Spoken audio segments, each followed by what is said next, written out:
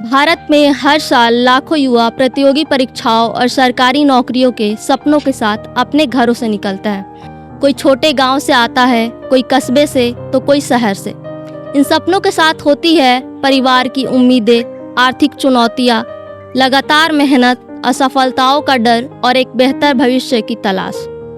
लेकिन अक्सर इन युवाओं की कहानियाँ आंकड़ों और रिजल्ट की सूचियों के पीछे कहीं छूट जाती है। आज बात किताबों की इंटरव्यू सीरीज में हमारे साथ है सरकारी चाय के लिए उपन्यास के लेखक प्रेम शंकर जी। आज की इस बातचीत में हम जानेंगे कि इस उपन्यास को लिखने की प्रेरणा कहाँ से मिली, इसके पात्रों और घटनाओं के पीछे कैसी सोच रही, प्रतियोगी परीक्षाओं की तैयारी करने वाले युवकों की कहानी लेखक किस नज़र से देखते हैं, आखिर यह कहानी पाठकों तक पहुंचाने की उन्हें ज़रूरत क्यों महसूस हुई। तो आइए स्वागत करते हैं लेखक प्रेम शंकर जी का। प्रेम शंकर जी, आपका बहुत बहुत स्वागत है। बहुत शुक्रिया आप सभी लोगों का। आप कैसे हैं? मैं बहुत बढ़िया हूँ, आप सब लोग भी उम्मीद करता हूँ बढ़िया होंगे। जी मैंने आपकी किताब पढ़ी और हमारी मुलाकात सबसे पहले बुक फेयर में हुई थी जी। तो तब तो मेरे अंदर किताब का नाम मतलब देख के ही थोड़ा सा उत्सुकता हुआ था कि पढ़ा जाए इसके अंदर क्या है। तो मैं सबसे पहले यही जानना चाहूँगी, सरकारी चाय के लिए आपके दिमाग में कैसा है कि यही टाइटल रखना है, किताब का नाम रखना है? एक्चुअली जो भी लोग सरकारी नौकरी की तैयारी कर रहे हैं उनके लिए ये चाय शब्द एक तरह से सिर्फ शब्द नहीं है। ये वो सिर्फ इसको पेय पदार्थ नहीं मानते, वो अपने स्ट्रगल के दौरान अपने इसको एक साथी के दौरान काम लेते हैं। जैसे वो पढ़ के रात को भी पढ़ेंगे तो चाय पियेंगे, फिर और थोड़ा ज्यादा पढ़ना होगा फिर चाय पियेंगे, सुबह उठने के बाद चाय पियेंगे, तो दिन भर वो चाय के साथ पढ़ते रहते हैं। तो चाय तो होना ही था किताब में। जी। और जब मैं ये किताब पढ़ रही थी तो उसमें भूमिका में पहले ही आपने लिखा है कि यह उपन्यास मैं इसलिए नहीं लिखना चाहता हूँ कि लेखक बनना है, बल्कि इसलिए लिखना चाहता हूँ कि लिखा जाना जरूरी हो गया है। तो इसके पीछे क्या है, क्या कहना चाहेंगे? दरअसल हम जब लोग पढ़ते थे तो हम लोगों ने बहुत सारी स्ट्रगल हम खुद ने देखे हैं और बहुत सारे नोवेल जो पढ़े गए हैं, जो पूरे भारत में अलग अलग हिंदी विधा में उपन्यास हैं, वो बड़े एग्जाम्स के ऊपर हैं, जैसे यूपीएससी पर, स्टेट पीसीएससी पर। लेकिन जो वन डे एग्जाम होता है ना, कोई छोटी सी जॉब जिसको कोई सी भी हो जाए, उसको लेकर कोई उपन्यास नहीं लिखा गया। तो लोग समझते हैं कि जो यूपीएससी वाले हैं, जो स्टेट पीसीएस वाले हैं या बड़े सरकारी ओहदे हैं, पद हैं, सिर्फ उन्हीं को प्राप्त करने के लिए लोग स्ट्रगल करते हैं। लेकिन सच ये है कि उनकी परिस्थिति दोनों की अलग अलग होती है। ठीक है, जो यूपीएससी करता है या वन डे एग्जाम करता है तो उनका संघर्ष एक जैसा होता है। इस वजह से मैंने उन लोगों का संघर्ष बयां किया है जो लिखा नहीं गया, जो लोगों ने छोड़ दिया, जिसको ये मान के छोड़ दिया कि इनका स्ट्रगल थोड़ा सा उनसे कम होता रहे, ऐसा। और आपने ये भी लिखा है कि पात्र काल्पनिक हो सकता है लेकिन घटना सच्ची है। इसके पीछे क्या है? ऐसा जो भी पूरी कहानी है, जो भी कहानी पूरी चलती है, 4 5 6 पात्र उसमें है, तो वो पात्र नाम अलग अलग हैं, लेकिन ये जो कहानी लिखी गई कम से कम 40-50 लोगों की कहानी मैंने उन 5 पात्रों में उतारी, क्योंकि सारे एस्पेक्ट मुझे उसमें शामिल करने थे कि लोगों के साथ क्या क्या हुआ। कुछ सफल हुए, कुछ सफल नहीं हुए, कुछ लोगों ने बीच में ही स्ट्रगल करना छोड़ दिया, कुछ प्लान बी करके कुछ और करने लग गए। तो ये सब चीजें मुझे उन्हीं 4-5 कैरेक्टर में उतारनी थी। इस वजह से मैंने ये लिखा कि घटनाएं सच्ची है ना, चाहे पात्र काल्पनिक है। अच्छा, क्या आपने भी इसको बहुत मतलब करीब से देखा है कि आप इतने विस्तार से इन चीजों को लिख पाए हैं? देखिए, जब हम किताब लिखते हैं तो बिना अनुभव के लिखा नहीं जा सकता और इतना यथार्थ में तो नहीं लिखा जा सकता। मैंने इसमें बताया भी कि मैंने इससे पहले कोई किताबें पढ़ी नहीं थी, तो नहीं पढ़ी थी तो मुझे साहित्य की जानकारी नहीं थी, किस तरह लिखना है, नोवेल फॉर्मेट क्या होता है वगैरह वगैरह। तो मैंने सिर्फ वो चीजें लिखी जो चल रही थी, जो मैंने खुद ने देखा, और देखने के बाद भाई कौन लोग कैसा कैसा कर रहे हैं, कौन गांव से आके शहर आने के बाद उनके साथ क्या क्या चीजें वो देखते हैं, क्या क्या चुनौतियां उनकी होती है, क्या क्या स्ट्रगल वो फेस करते हो, और इस दौरान वो और भी कोचिंग में हो, चाहे किराए का कमरा ढूंढना हो, चाहे उनकी प्रेम कहानी हो, और अंत में जैसे सरकारी नौकरी के कितना जरूरी है सरकारी नौकरी, ये सब चीजें वो बीच बीच में देखते हैं। तो यही सब चीजें हैं। वैसे मेरा प्रश्न ये भी था कि आपने इसमें जिक्र किया है कि इसके पहले मतलब जब आधी से अधिक किताब लिखी जा चुकी थी तब तक आपने सिर्फ गुनाहों का देवता उपन्यास के नाम पे पढ़ा था।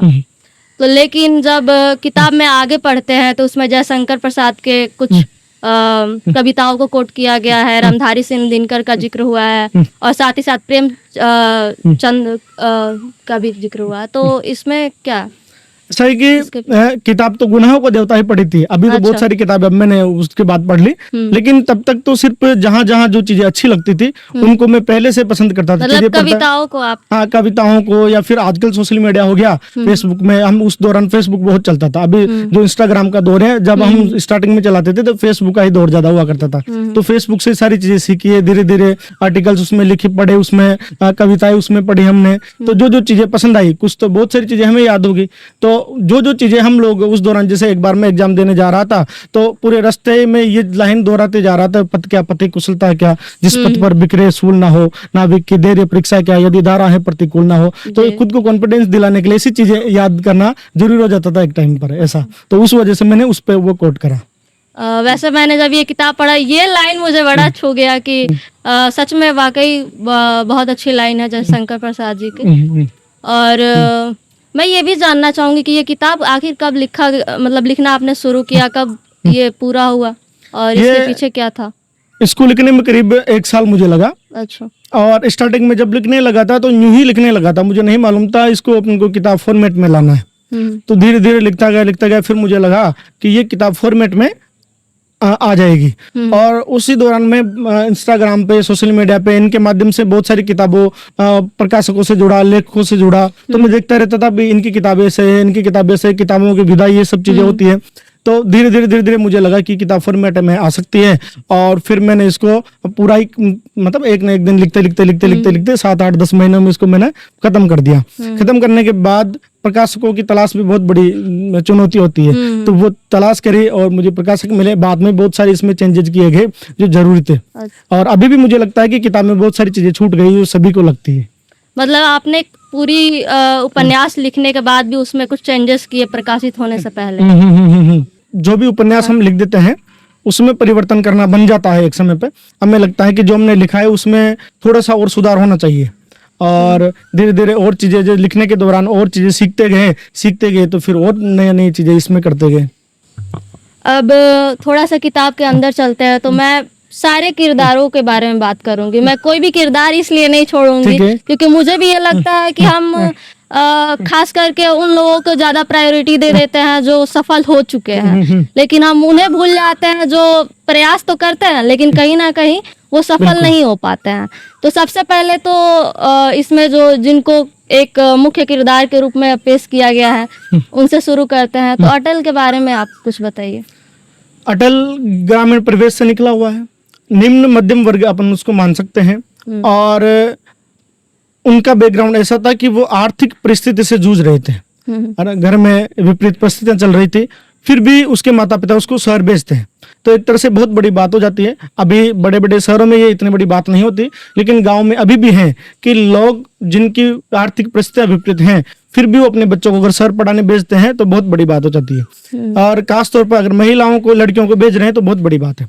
तो अटल गाँव से आता है शहर, और शहर के बारे में ज्यादा कुछ नहीं जानता, और नहीं जानता तो बहुत नई चीजें उसको सीखने को मिलती है। बहुत छोटे छोटे स्ट्रगल उसको फेस करने पड़ते हैं। वो अपने दोस्त के पास रुकता है, और दोस्त के पास रुकता है, पहली बार किराए का कमरा ढूंढता है, पहली बार कोचिंग जाता है, कोचिंग कैसे होती है, किराए में कैसे रहा जाता है, खुद से खाना बनाना क्या होता है, पूरी है ना कमरे में खुद को व्यवस्थित करना कैसे होता है, और नए नए दोस्त मिलते हैं, और शहर के बारे में जानकारी जो उसे नहीं होती, बाद में बहुत सारी चीजें वो सीखता है। तो यही सब चीजें सभी के साथ हुई है।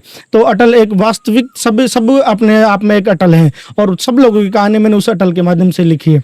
और सब शहर जाने के बाद है ना कोई छोटी सी प्रेम कहानी उसकी बने, है ना, चाहे एक तरफा ही प्रेम हो लेकिन प्रेम हो ही जाता है। तो वो सब चीजें हुई, और बाद में फिर कहानी आपको मालूम ही है कैसे बदली। आपने अटल के बारे में बताया, तो आप इसमें से किस किरदार से ज्यादा आप खुद को जोड़ते हैं? मैं अटल से ही जोड़ पाता हूँ। अच्छा, तो क्या आपके जीवन में भी कोई ऐसी प्रेम कहानी हुई या फिर ऐसा कुछ हुआ? ऐसा है कि जो भी अटल है तो अटल सिर्फ एक व्यक्ति का प्रतिनिधित्व नहीं करता, बहुत सारे लोगों का प्रतिनिधित्व करता है। तो मैं ये तो नहीं कहूंगा कि पूरा का पूरा अटल मैं ही हूँ, लेकिन बहुत सारे लोग मिलकर अटल बन जाते हैं। और मेरी भी कुछ कहानी वैसी रही, तो वो वैसा वैसा। अच्छा, मार साहब का किरदार जो है वो काफी भावुक है। तो मार साहब के लेकर जैसे हमारे युवा वर्ग में जो खासकर 4 अटेम्प्ट देते हैं, लेकिन उसके बावजूद भी वो ये हिम्मत नहीं कर पाते हैं कि घर वालों को कन्विंस करे कि हाँ मुझसे इस फील्ड में नहीं हो रहा है, तो मैं कुछ और कोशिश करना चाहता हूँ। जैसे मार साहब ने ऑर्गेनिक खेती की तरफ रुख किया और उसमें कहीं ना कहीं वो खुश भी थे और उनकी जो परिवार था वो भी उसमें खुश था। तो आप युवाओं को क्या कहेंगे कि ऐसा करना चाहिए और इसके तरफ कदम बढ़ाना चाहिए या फिर एक और अटेम्प्ट की तरफ बढ़ना चाहिए? आप प्रतियोगी परीक्षाओं में तैयारी करने वालों को देखेंगे तो 30+ के जो लोग हैं वो धीरे धीरे उनके कुछ उनकी भावनाएं बदल जाती है, उनके सपने बदल जाते हैं। वो स्ट्रगल पेस से इतने ज्यादा जूझ जाते हैं कि वो थोड़ा सा इरिटेट हो जाते हैं। वो थोड़े से बाकी लोगों से अलग चिंता उन्होंने थोड़ी ज्यादा होती है। तो मार साहब का ऐसा करेक्टर है कि जिनको अपन देखते हैं जो हमसे पहले आए हैं और वो अभी 4-5-6 साल उनको हो गए तैयारी करते हुए, और वो अभी तैयारी करते हैं, उनका कोई भरोसा नहीं है कि आगे भी होगा या नहीं होगा।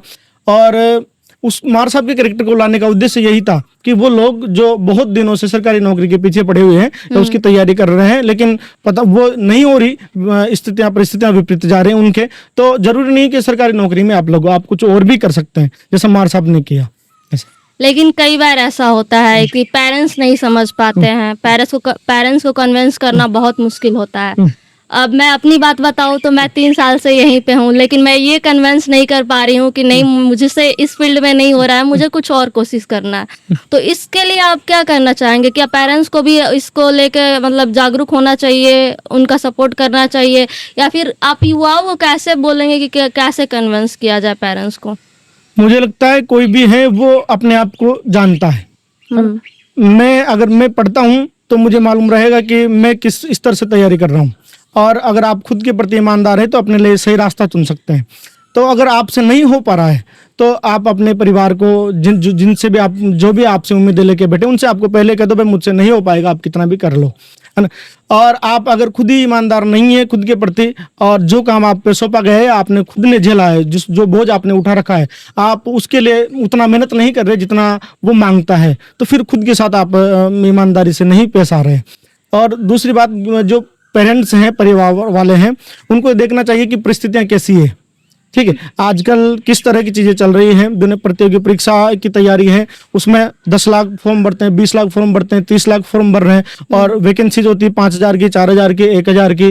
तो ऐसा नहीं कि बाकी जिनका नहीं हुआ वो सिर्फ पढ़ने वाले नहीं थे, या फिर वो मतलब एक तरह से मतलब वो सही इसमें सूट नहीं करते वो लोग, या उन्होंने मेहनत नहीं की होगी। तो उनको परिवार वालों को भी समझना चाहिए कि जितने हम उम्मीदें कर रहे हैं उनको अपने आप में खुला छोड़ देना चाहिए। कोई भी व्यक्ति कुछ ना कुछ तो जीवन में कर ही लेता है, और बहुत सारे जैसे यूपीएससी से निकले हुए लोग बहुत कुछ कर रहे हैं, और बहुत सारे लोग जो कहीं से भी नहीं निकले, जिन्होंने कभी सरकारी नौकरी की तैयारी भी नहीं की, वो भी बहुत कुछ कर ही रहे हैं जीवन में। तो कुछ ना कुछ लोग कर ही लेते हैं। बहुत अच्छा आपने बताया, लेकिन ये भी होता है कि अगर कुछ नहीं होता है, आप अलग पाथ भी चूज कर लेते हैं, तो आप जब गांव लौट के जाते हैं या फिर अपने घर वापस जाते हैं तो आस पड़ोस में ये बात बनती है कि इतने साल दिए लेकिन नहीं हो पाया, और ये काफ़ी ज़्यादा डिप्रेसिंग भी होता है। और जैसे कि हम अमीश के कैरेक्टर में देख सकते हैं कि वो बाद में डिप्रेशन में आके आत्महत्या भी कर लेता है। तो ये कहाँ तक मतलब हमारे समाज युवाओं पे दबाव दे रही है, और इससे बाहर निकलने के लिए युवाओं को क्या कदम उठाना चाहिए? पहली बात तो ये कि अपन सरकारी नौकरी पर इतना निर्भर ही नहीं होना चाहिए, है ना। जरूरी नहीं है, इसमें एक कोटेशन भी है ना भाई, सरकारी नौकरी मंजिल नहीं है, ये तो सिर्फ रास्ता है, मंजिल तो जीवन है, और जीवन भी बाकी है। तो सब लोगों को समझना चाहिए कि हम क्या बेस्ट कर सकते हैं और उसी लाइन पे अपने को जाना चाहिए, है ना। मैं खुद गवर्नमेंट सर्वेंट हूँ, तो मुझे लगता था मेरा हो जाएगा, मैं पढ़ रहा हूँ, उतनी मेहनत कर सकता हूँ, तो उस लाइन पे मेरा ध्यान है, तो मैंने कर लिया। और बहुत सारे लोग ऐसे जो मुझसे भी, जिन्होंने कभी सरकारी नौकरी की तैयारी नहीं की और मुझसे भी अच्छी जगह है, तो सबको अपना अपना समझना चाहिए। दूसरी बात, गांव के लोग या जो भी आप जिसको 4 लोग कहते हैं कि 4 लोग क्या कहेंगे, अब उनके कहने से अपन खुद अगर अपने दिशा परिवर्तित करें तो वो तो खुद के साथ बेईमानी जैसा है। अपन को अपने हिसाब से रहना चाहिए, और जो हम कर सकते हैं खुद को समझते हुए, है ना, अपनी चीज़ों को समझते हुए अपने अनुसार ही चलना चाहिए, जहाँ तक मैं मानता हूँ। जी। अच्छा, किताब में बार बार जिक्र हुआ है कि यहाँ सरकारी नौकरी सिर्फ मतलब नौकरी नहीं होती है, वो पूरे परिवार का सपना होता है। तो इसके बारे में आप क्या कहेंगे? ऐसा है कि बहुत सारे लोग जो तैयारी नहीं करते, वो कहते हैं भाई नौकरी में क्या रखा है, लेकिन सबके लिए ऐसी परिस्थिति नहीं होती। कुछ लोग ऐसा है कि जिन्होंने तो सिर्फ सरकारी नौकरी पर ही पूरा परिवार खुद वो उसी पे टिके हुए हैं, अगर वो लग जाएगी तो वो एक तरह से वो आगे कुछ कर पाएंगे, मतलब पूरा जीवन ही उनका उसी पे टिका होता है। तो सबकी परिस्थितियां अलग अलग होती है। कुछ लोग सरकारी नौकरी पर ही उसी तरह से निर्भर होते हैं, उनकी परिस्थितियां, उनकी आर्थिक परिस्थिति ऐसी होती है कि उनको अगर कुछ करना होगा तो सबसे आसान रास्ता उनको सरकारी नौकरी का ही दिखता है कि कुछ और अगर वो व्यापार में जाएंगे या कुछ और भी करेंगे, है ना, कुछ अपने आर्ट में करेंगे, लेकिन उनसे ज्यादा उनको लगता है कि 1-2 साल में मैं इसमें अगर बढ़िया काम करा तो मैं इससे जो भी मैं फंसा हूँ इससे निकल सकता हूँ। तो इस वजह से ज्यादातर लोग सरकारी नौकरी के पीछे ही जाते हैं, क्योंकि उनको लगता है कि ये काम और चीजों से ज्यादा आसान है। जी। और इसमें एक और चीज मैं पूछना चाहूंगी कि जैसे माधवी और अटल का हमने उसमें लव एंगल देखा है, और माधवी के पेरेंट्स जो है लास्ट तक कन्विंस नहीं होते हैं शादी के लिए क्योंकि वो असफल है। तो आप एक पुरुष होने के नाते इसको किस रूप में देखते हैं? क्या मतलब रोजगार पा लेना बहुत बड़ी चीज है, मतलब पहले शादी के लिए, किसी का साथ के लिए, प्रेम को पा लेने के लिए, या फिर घर वालों को ये समझना चाहिए कि एक सरकारी नौकरी ही सिर्फ वो नहीं है, मतलब बाकी आप कोई भी कार्य करके आप एक अच्छी जीवन जी सकते हैं? हाँ, ऐसा है कि सरकारी नौकरी तो 1% है, तो बाकी 99% जो लोग हैं उनकी भी शादी ब्याह हो रहे हैं। दूसरी बात, अगर लड़के रोजगार में हैं, लड़की बेरोजगार हैं, तो उनकी शादी ब्याह हो रहे हैं, कोई दिक्कत नहीं है। लेकिन लड़की रोजगार में है और लड़का अगर बेरोजगार है तो वहाँ थोड़ा सा कॉन्फ्लिक्ट होता है। जो पुरुष है, लड़का है, वो कैसे भी करके अपने परिवार को कन्विंस कर ही लेता है अंत में जाके, भाई ठीक है मुझे तो कन्विंस, है ना, मुझे तो इसी से शादी करनी है, जैसा भी वो कर सकता है। लेकिन लड़कियों के साथ ऐसा है कि वो अपनी पूरी जिम्मेदारी खुद नहीं उठा पा रही है। फिलहाल बहुत सारे ऐसे एग्जाम्पल है जो कर रहे हैं, बहुत सारे अभी मेरे भी जानकार हैं, जो कुछ लड़के हैं जो रोजगार में हैं, लड़के बेरोजगार फिर भी कर रहे हैं, लेकिन उसमें जो दिखाया नहीं गया, लेकिन वहाँ कास्ट फैक्टर थोड़ा सा बड़ा था, है ना। जो उस कहानी में, मेरी कहानी में, दोनों की एक्चुअली कास्ट अलग लगती है और कास्ट फैक्टर बहुत बड़ा है। कास्टिज्म इतना है कि वो अगर चाह कर भी दोनों रोजगार भी होते हैं ना, तब भी वो लोग नहीं मिल पाते, मुझे ऐसा लगता है। कास्ट से याद आया कि इसमें इस बात की भी जिक्र है कि जब अटल कमरा खोजने जाता है, रूम खोजने जाता है, तो वहाँ पे उसका कास्ट पूछ के उसको रूम नहीं दिया जाता है। तो आपको क्या लगता है अभी के समाज में, अभी के दौर में क्या ये चीजें हो रही है, और अगर हो रही है तो इस पे बात करनी चाहिए? हाँ, बात हो रही है लगातार इन बातों पर, अभी नहीं, बहुत सारे जगहों पर जो पहले तो लगातार होती रही, लेकिन इन दिनों भी आप कई सारी जगह, मैं जगह का नाम नहीं लूंगा, लेकिन वहां आप जाएंगे या फिर आप उस तथाकथित नीची जाति से हैं, है ना, तो आपको वहाँ थोड़ी सी प्रॉब्लम फेस करनी पड़ेगी कि वहाँ लोग पूछते हैं आप किस जाति से हैं, और आप जाति पे जाएंगे तो वो मना कर देंगे, भाई हाँ नहीं, हम इनको नहीं देते। तो बहुत सारी जगह ऐसा है, और धीरे धीरे लोग बदल रहे हैं, धीरे धीरे लोग बदल रहे हैं, हम लोग बदल रहे हैं तो वो लोग भी बदल रहे हैं, आप लोग भी बदल रहे हैं, और हम सब लोग बदल जाएंगे तो एक दिन ये सब खत्म हो जाएगा। लेकिन अभी तो इसके लिए थोड़ा सा इंतजार हमको करना जरूरी है। सही बात कहा आपने, धीरे धीरे अगर बदलाव हो तो बदलेगा, और युवा ही इस समाज को बदलेगा। बहुत अच्छा। आगे मैं ये जानना चाहूंगी कि आपने किताब में एक पूरा मैच का जिक्र किया है, पूरा कमेंट्री चल रहा है, तो इसके पीछे क्या है? मैच खेलना आपको भी पसंद है, और ये उसमें शायद भोजपुरी में किया गया है, तो भोजपुरी का क्या एंगल है? आपके तरफ भोजपुरी बोला जाता है? नहीं, हमारी तरफ बिल्कुल भोजपुरी नहीं। जहाँ से मैं आता हूँ वो 4 जिले हड़ौती बोला जाता है। राजस्थान ऐसा राज्य है जहाँ हर क्षेत्र में, है ना, अपनी लैंग्वेज बदल जाती है ना। एक तरफ मारवाड़ी बोला जाता है, एक तरफ ढूंढाड़ी, एक तरफ हाड़ौती, एक तरफ वागड़े, एक तरफ ब्रजभाषा, है ना, ऐसे अलग अलग भाषाएं राजस्थान में बोली जाती है। उसका तो ऐसा था कि वहाँ कोटा का ऐसा सीन है कि वहाँ प्रतियोगी परीक्षाओं वाले जो वो लोग तो हैं सही, लेकिन साथ में जो मेडिकल के लिए, IIT के लिए तैयारी करने वाले लोग हैं तो वो भी हैं, और वो लोग सब जगह के हैं। नॉर्थ इंडिया के जितने भी बड़े बड़े शहर हैं, आप पटना, इलाहाबाद, बिहार से ले लो, झारखंड से, छत्तीसगढ़ से, मध्य प्रदेश से, राजस्थान से, दिल्ली से, मतलब सब जगह के लोग कोटा में हैं। तो वहाँ एक तरह से सबका सामंजस्य वहाँ हो जाता है, अनेकता में एकता, जो विविधता है देखने को मिलती है आपको कोटा में देखने को मिलेगी।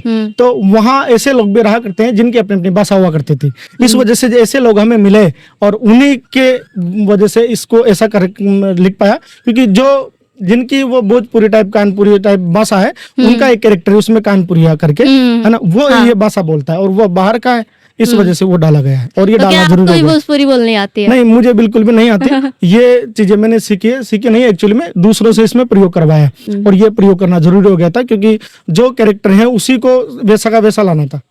अच्छा, आपने खास करके कोटा के पूरे दायरों का जिक्र किया है, वहाँ के युवाओं की परेशानियों का, एसेट्रा एसेट्रा, लेकिन ये भी है कि हाँ, सारे युवा वर्ग जहाँ भी युवा रह रहे हैं, जहाँ भी स्टूडेंट्स रह रहे हैं, वहाँ पे ये सारी परेशानियां होती है। और बीते दिनों आपने आई थिंक मुखर्जी नगर की गलियां भी देखी, वहाँ के बच्चों से मिले, तो आपको क्या समानता और क्या डिफरेंस लगा कुछ? मुझे लगता है कि जो प्रतियोगी परीक्षाओं की तैयारी करने वाले हैं वो पूरे भारत में एक जैसे ही है।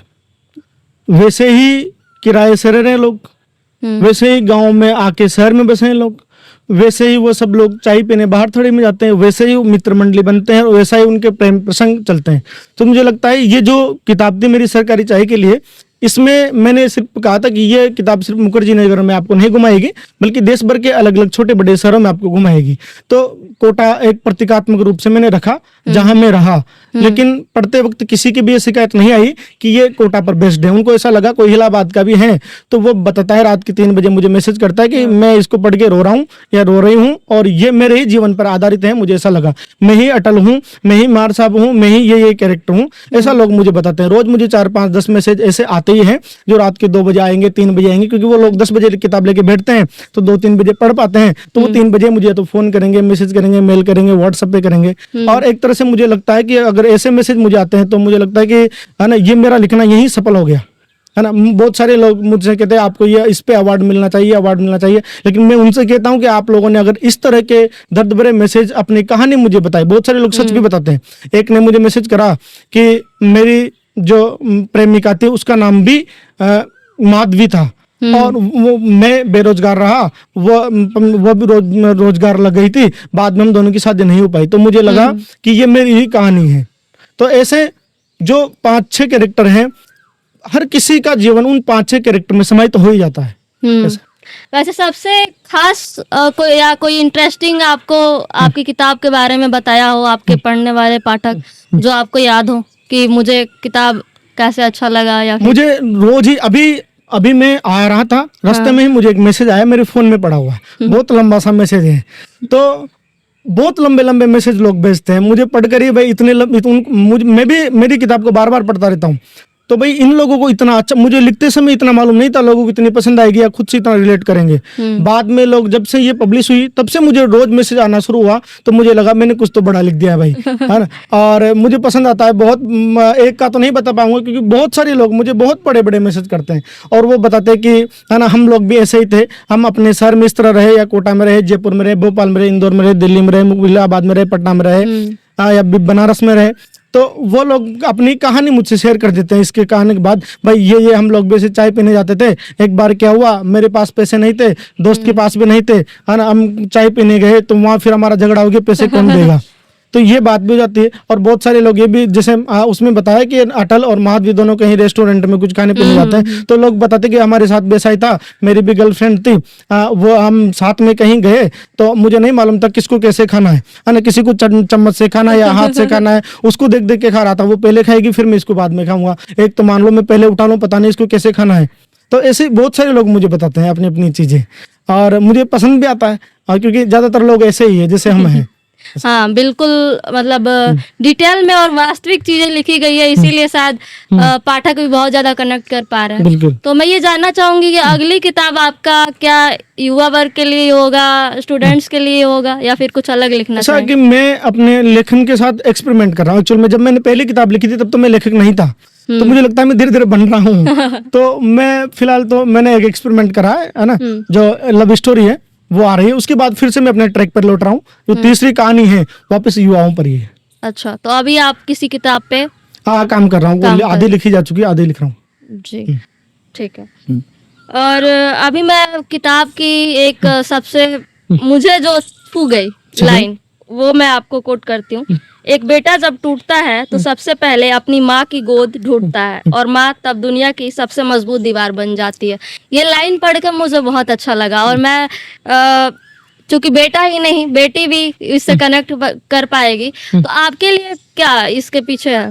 दरअसल जब भी आप अपने बचपन में रहे होंगे तब आप अपने पिता से छुपने के लिए माँ के पास गए होंगे। एक्चुअली अभी तो ऐसा माहौल नहीं है, अब तो ना तो माँ से छुपना पड़ता है ना पिता से छुपना पड़ता है। मदर फादर दोनों आपको बहुत प्रेम से रखते हैं, है ना। कुछ भी गलतियां हो जाती है तो उन्हें, लेकिन पहले थोड़ा सा कल्चर अलग था और वो उस समय जरूरी भी था, है ना। जैसे पिता डांट दिया करते थे, कभी कभी मार भी लिया करते थे और छुपने के लिए माँ के पास जाना पड़ता था। तो माँ ही है ना, जो है ना आपको पूछती है खाना खाया नहीं खाया, है ना। कभी कभी उनके साथ हमें भी फिर उस तरह पेश आना पड़ता था। कभी कभी जैसे खाना नहीं खाया तब भी फोन करने के बाद हमें बताना पड़ता था भाई खा लिया, ऐसा। और बहुत सारी चीजें होती है जीवन में, जैसे कहीं ट्रेन से जा रहे हैं तो पूछते हैं भाई आप सीट मिल गई, भाई मिल गई सीट, भले से चाहे आप कहीं भी नीचे सो रहे हैं ट्रेन में। तो ऐसा ऐसा घर वालों को बताना पड़ता है ताकि वो भी खुश रहे। और वो चीजें वो तो अपना पूरा जीवन अपने किसी के लिए करते ही है। और जैसे मेरे साथ तो ऐसा हुआ, मैं कुछ भी करा घर वालों का अच्छा सपोर्ट रहा मुझे, और उनका सपोर्ट रहा तो मुझे भी अलग से कॉन्फिडेंस आता है, एनर्जी मिलती है। भाई ठीक है, घर वाले अपने साथ हैं, कुछ भी करेंगे तो वो साथ रहेंगे तो अपन करते रहते हैं। जी, परिवार का साथ तो वैसे भी सबके लिए जरूरी होता है। आगे मैं ये जानना चाहूंगी कि आप जैसे इसमें असफलताओं को लेके लिखा गया है कि बार बार की असफलता, लेकिन अभी का जो सिनेरियो चल रहा है, बार बार के पेपर लीक, है ना, अलग अलग तरह की परेशानी आ रही है जो मतलब स्टूडेंट की नहीं है गलती, है ना। तो इससे हताहत होके अगर बच्चे कुछ गलत कदम उठाते हैं या फिर बहुत ज़्यादा डिप्रेस हो गए हैं कि बार बार हर एक पेपर देख रहे हैं लीक हो रहा है, तो इस पे आप क्या कहेंगे? सरकार को मुझे लगता है दोषी तो सरकार ही है। सरकार इतने बड़े एग्जाम्स पे अपने असंवेदनशील रवैया रखती है तो इससे बुरी बात क्या ही हो सकती है। एक एग्जाम देने में, जैसे मान लो राजस्थान में एक एग्जाम हुआ रीट का 2019 में हुआ, उसके लोग तैयारी कर रहे थे 16 से 17 से, तो 19 में एग्जाम हुआ, फिर वो 20 आते थे वो कैंसिल हो गया। फिर अगला एग्जाम हुआ 22 के आसपास, मुझे एग्जैक्ट नहीं मालूम, फिर उसकी पोस्टिंग हुई 23 के आसपास। तो 6-7 साल लोगों को लग गए सिर्फ एक ही एग्जाम के पीछे। उस बीच करीब 50 एग्जाम और निकाल दिए उन्होंने, इस वजह से कि उनको रीट ही करना था बीच बीच में, क्योंकि रीट की तैयारी कर रहे थे और भी अपने ट्रैक से हट भी नहीं सकते। तो उसमें एक लाइन भी है कि अब सरकारी नौकरी की जो वैकेंसी है पंचवर्षीय योजना हो जाती है, एक सरकार एक वैकेंसी निकालती है। अब सब यूपीएससी जैसा तो नहीं है कि हर साल कैलेंडर आएगा, लेकिन बड़े एग्जाम्स के स्टेट पीसीएस या यूपीएससी का इनका तो कैलेंडर जारी हो जाता है, लेकिन वनडे एग्जाम का नहीं होता। उनका कोई भरोसा नहीं होता कब एग्जाम आएगा, कब रिजल्ट आएगा और कब भर्ती कोर्ट में चली जाएगी, अगले 5 साल तक वापस नहीं आएगी। कोर्ट में आने के बाद भी कब कैंसिल हो जाएगी, है ना, कब पेपर आउट हो जाएंगे, इसका कोई भरोसा नहीं है। और मुझे लगता है सरकार को इसमें और कदम उठाने चाहिए, सख्त कानून बनना चाहिए ताकि ऐसा नहीं हो, क्योंकि इससे बहुत सारे लोगों को बहुत फर्क पड़ता है। अभी अलवर में एक लड़का है ना सुसाइड कर लिया इस वजह से, क्योंकि वो नीट के पेपर में बैठा था, घर की आर्थिक परिस्थितियां विपरीत थी और उसका पेपर अच्छा रहा, लेकिन उसे लगता था कि इस पता नहीं मैं अगली बार कर पाऊंगा या नहीं कर पाऊंगा, क्योंकि बेस्ट आदमी ऐसा नहीं है। जैसा मैंने किताब लिखी तो पहले किताब अच्छी चलेगी तो दूसरी भी चलेगी, तीसरी भी चलेगी, आदमी का बेस्ट कभी कभी निकलता है। तो वो लोग तो बहुत हतोत्साहित होते हैं और इस वजह से कदम उठाने उनको पड़ जाते हैं, लेकिन उठाने नहीं चाहिए वो अलग बात है। लेकिन मैं इसके बारे में तो सरकार को ही कहूंगा कि वो अच्छे चीजें इसके लिए करें, अच्छी योजना ये कानून बनाए ताकि ये ऐसा ना हो। तो आपके साथ भी ऐसा कभी हुआ था कि मतलब आपने कोई एग्जाम दिया? हाँ हुआ, मैं जिस पोस्ट पर हूँ अभी वही कैंसिल हो गया था। अच्छा, उसमें 2 पेपर होते हैं और दोनों पेपर मैंने पास कर लिए, तो एक कैंसिल हो गया, उसको मैंने दोबारा दिया, तो उसी पर हूँ मैं अभी भी। अच्छा, अभी आप उसी पे हैं? हाँ, जो कैंसिल हो दोबारा दिया और उस पे लग गया फिर मैं। अच्छा, तो फिर ये तो आपके लिए चैलेंजिंग होगा कि आपने एक पेपर दिया वो कैंसिल हो गया, फिर तो इससे जो युवा मतलब लगातार एक पेपर दिए, दूसरा दिए, तीसरा दिए, जैसे आजकल बीपीएससी दे रहे हैं, एसएससी दे रहे हैं, लगातार पेपर लीक हो रहा है, तो इससे निकलने के लिए क्या करना चाहिए युवाओं को? मुझे लगता है कि वह अपने साथ सारा ना plan B, plan C, plan D तक रखनी चाहिए उनको, है ना। मैं जब तैयारी करता था तो सबका अलग अलग है अपना तैयारी करने के लिए इंडिविजुअल प्लानिंग उनकी होती है, स्ट्रेटजी सबकी अलग अलग होती है। लेकिन जैसे मैं बड़े एग्जाम्स पर बात नहीं करूंगा, मैं जैसे वनडे एग्जाम, टीचर, पटवारी, पुलिस, वीडियो, लेखपाल जो आपकी तरफ बोला जाता है ना, इन पे बात करेंगे अपन। तो उन सबको जो जो एग्जाम आते रहे उनकी तैयारी करते रहो। अब जैसे मैं भी तैयारी करता था, मैं भी ऐसा ही था, है ना। मैंने लास्ट 10 एग्जाम दिए हैं और 10 ही मैंने क्रैक कर दिए। लास्ट जो भी मैंने लास्ट 10 एग्जाम दिए वो सभी में मैं पास हूँ, ऐसा है। तो प्लान बी में आपका विश्वास है, प्लान बी लेके चलना अभी चाहिए। एक्चुअली मेरा तो प्लान यही सफल रहा, लेकिन प्लान बी भी होना चाहिए। मैं एक्चुअली में कुछ और काम करता था पहले, अच्छा। बहुत सारी चीजें छोड़ छोड़ के, ये सब plan B, plan C, plan D में आ गया। मैंने कभी भी नहीं सोचा था मेरे जीवन में मैं सरकारी नौकरी करूंगा, सिर्फ 9th-10th के पहले बाद। फिर उसके बाद बीच के 10 वर्षों में कभी मैंने सरकारी नौकरी की तरफ नहीं देखा। लेकिन एक समय ऐसा आया कि ठीक है ये कर ही लेते हैं अपन, तो करने लगा तो मेरा होता गया और हो गया। वैसे साहित्य की तरफ आपकी जुड़ाव कैसे हुई? साहित्य की तरफ तो जुड़ाव ऐसा था कि मुझे वो चीजें लिखनी थी जो मैंने जिया या आसपास के लोगों ने जी, तो वो लिखने के बाद ही इसको लिखते लिखते दौरान मुझे साहित्य की तरफ रुचि होने लगी। पहले नहीं थी एक्चुअली, मैंने कोई किताबें पढ़ी भी नहीं है और मैं ज्यादा समझता भी नहीं था। मुझे तो नहीं मालूम था इसको उपन्यास बोलते हैं जो मैंने लिखा है। बाद में मालूम चला भाई जो काल्पनिक कहानी होती है ये, है ना, जिसपे अपन पात्र बनाते हैं, है ना, वो उसको उपन्यास बोलते हैं। कविता का फॉर्मेट ये होता है, फिक्शन क्या होता है, नॉन फिक्शन क्या होता है, किताबें कैसे छपती है, किताबें छपने की विधाएं क्या क्या होती है, ये मुझे सब बाद में मालूम चला। तो कौन सी विधा आपको ज्यादा पसंद है, उपन्यास, कविताएं या फिर यात्रा? मुझे उपन्यास ही पसंद है। मैं उपन्यास ही ज्यादातर पढ़ना भी उपन्यास ही पसंद करता हूँ, और कविताएं भी हैं वैसे, लेकिन पूरी मैं ज्यादातर उपन्यास ही पढ़ता हूँ।